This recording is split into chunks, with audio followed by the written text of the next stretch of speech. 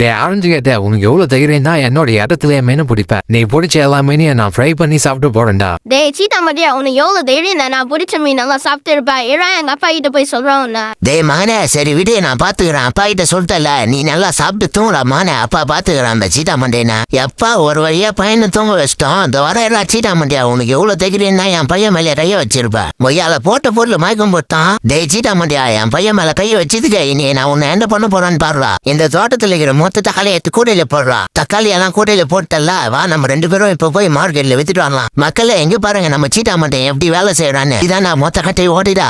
டேய் சீட்டா மண்டியா, இதான் என் பையனோட ஸ்கூல் பேக். நல்லா சூப்பரா துவச்சு கொடு. சொன்ன மாதிரி எல்லா வேலையும் செஞ்சிட்டியா? இரு இப்போ மொத்த முடிய கட் பண்றேன்டா. சீட்டா மண்டிய முடிய வச்சு நம்ம பையனுக்கு சூப்பரா ஒரு சொட்டர் தச்சு தரலாம். அடா பாவீங்களா, டே ஆரஞ்சுகிட்ட உன் பையன் அடிச்சதுக்காக என்னெல்லாம் பண்ற பத்தியா? மகனே குத்த அடியில சீட்டா மண்டி, இதுக்கப்புறம் நம்ம பேச்சுக்கே வர மாட்டான். இப்ப ஆடுறா நல்லா டான்ஸ்.